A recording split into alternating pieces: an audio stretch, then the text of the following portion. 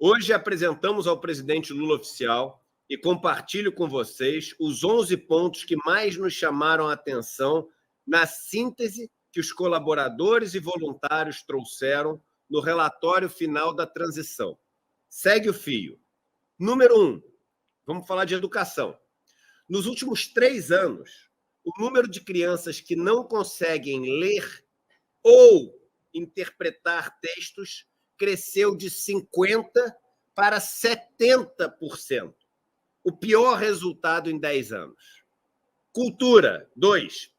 O governo federal reduziu em 85% o orçamento e em 66% o número de servidores na cultura. 3. Saúde. Com 2,7%, menos de 3% da população mundial, o Brasil registrou 11% do total de óbitos, de mortes por Covid-19 no mundo. Resultado que colocou o Brasil como o segundo país com maior número de vítimas. 34 milhões de brasileiros e brasileiras não receberam ainda nenhuma dose contra a Covid-19. O governo federal inutilizou 3 milhões de doses de vacinas por perda de validade. A aplicação dessas vacinas contra a poliomielite em crianças até 4 anos de idade caiu de quase 100%. Todo mundo era imunizado, né? Todas as crianças na idade para serem imunizadas contra a poliomielite eram imunizadas em 2015, agora, 7 anos atrás, e agora 70% só ou seja, 1 em cada 3 crianças, mais ou menos, é muita coisa, 1 em cada 3 não está recebendo a vacina contra a poliomielite. 4, desenvolvimento social. A hospitalização de crianças por carência alimentar, a doença da fome, aumentou em 11%, o pior índice dos últimos 14 anos. Mais da metade da população brasileira, 58,7%, ou cerca de 125 milhões de pessoas, vive com algum tipo de insegurança alimentar. Falta comida, nutriente, algo para que ela seja alimentada de uma maneira plena, saudável. 5, violência contra a mulher. O Brasil bateu o recorde no número de episódios de feminicídio. Eu vou repetir. O Brasil bateu o recorde. Eu venho falando aqui há muito tempo isso aqui no programa. Não é nada disso, está caindo, os números não são esses, é mentira. Então está aqui, número 5. O Brasil bateu o recorde no número de episódios de feminicídio, tendo registrado 700 casos em apenas 6 meses em 2022. Agricultura.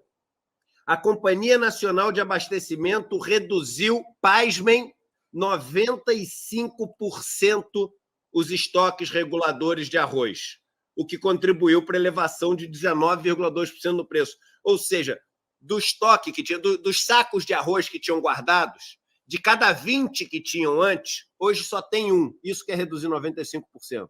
De cada 20 que tinham, não tem mais 19, só tem 1. E é o que o André Campedelli tem falado tanto aqui. Os estoques reguladores caíram muito no Brasil, a inflação subiu à medida que os preços internacionais subiram. E o dólar subiu, na veia, na lata. A gente parou de ter proteção. 7, meio ambiente. O índice de desmatamento na Amazônia aumentou quase 59% entre 2019 e 2022, em 3 anos só. Nos últimos 30 dias, olha o alerta, houve um aumento de 1.216%. O que quer dizer aumentar 1.216%? Quer dizer multiplicar por 12.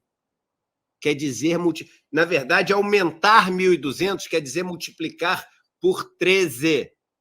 Multiplicar por 13. Então, nos últimos 30 dias, multiplicou por 13 os focos de incêndio nos estados do Amazonas, Acre e Rondônia. 8, infraestrutura.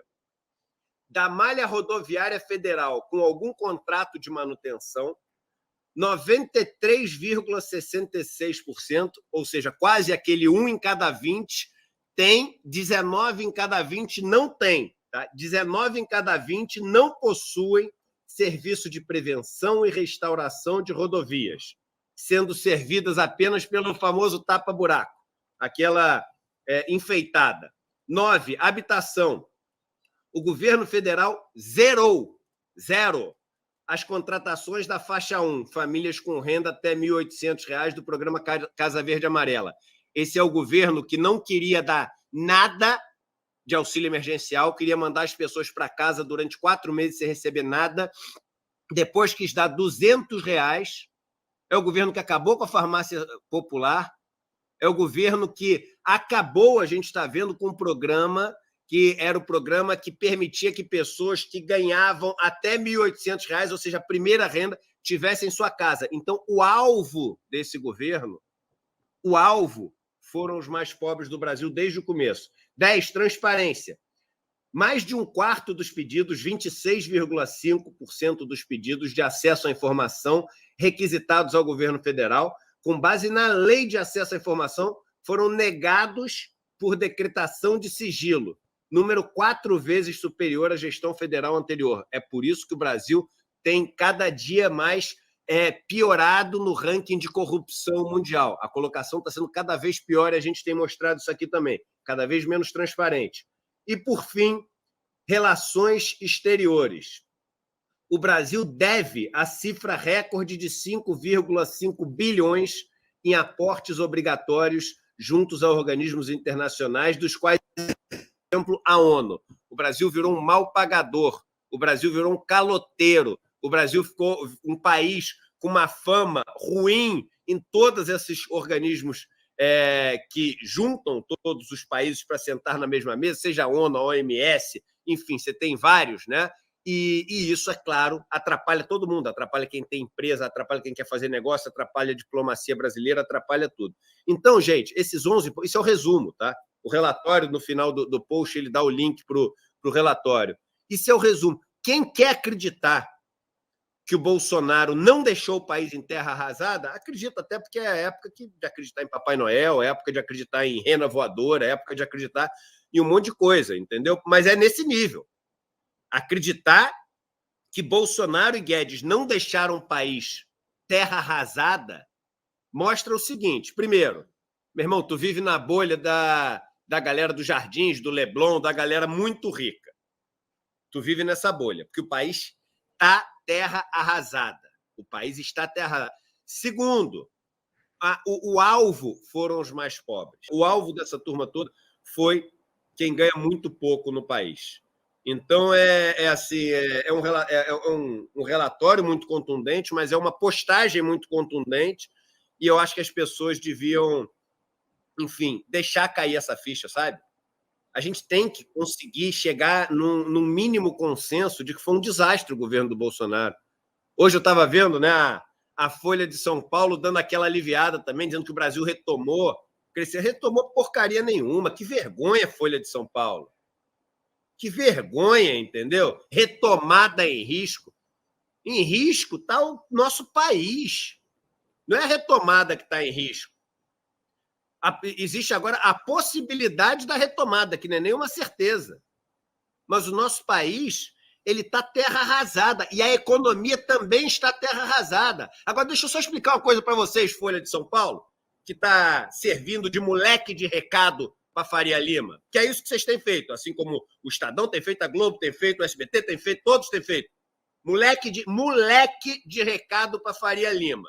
Deixa eu só contar uma coisa para vocês.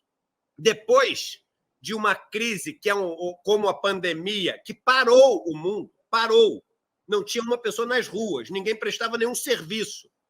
O mundo inteiro está crescendo um pouquinho. Chamar isso de retomada é atestado de... Eu não quero usar nenhuma palavra mais forte, mas de incompetência, vai. É atestado de incompetência. É atestado de incompetência. Tudo que quando volta a andar minimamente, gera um emprego, gera algum crescimento. Agora, vocês têm que parar. É óbvio, pedir para parar para pensar, para refletir, para estudar os números. Não adianta nada, porque isso é feito, novamente, moleque de recado. É para dar ali o recadinho que a turminha daqueles bancos e seus amigos da Faria Lima querem dar para continuar o massacre. Por isso que eu estou conectando as duas coisas. Porque a intenção dessa turma que está reclamando dos nomes que o Lula está colocando é continuar o massacre, porque esse massacre não tem fim, gente. Não tem aquele ponto que o cara chega e fala assim: ai, agora juntei o suficiente. Agora tenho poder o bastante. Agora essa é a casa que eu sempre sonhei. Agora eu vou ajudar os outros. Agora eu vou lutar por um mundo mais justo. Não tem. Não tem. Então você chega com terra arrasada e a galera querendo mais sangue, querendo mais morte. E o que me deixa mais fulo da vida, eu falei fulo, se tiver, tá? Com picote aqui, eu repito, não falei nenhum palavrão. O que me deixa mais fulo da vida é o fato de que no meio dessas matérias, tipo esses editoriais, etc., a turma escreve assim: e isso pode atrapalhar o combate à pobreza. Ah, pelo amor de Deus, tenha pelo menos o mínimo, entendeu? De coragem, de assumir quem vocês estão protegendo.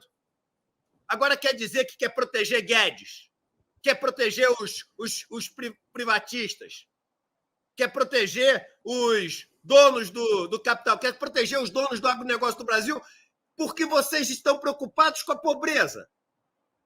Sabe qual é o problema do Brasil? E eu ouvi isso de um cara que eu admiro zero, um Zé Ruela, um Zé Mané, um cara que, enfim, um dos piores caráteres que eu ouvi na vida, mas até essas pessoas às vezes falam uma frase que tu guarda. Todo mundo tem alguma coisa que serve. E ele falou uma frase que eu guardei. Foi: o problema do Brasil é que está começando a faltar otário para tanto malandro.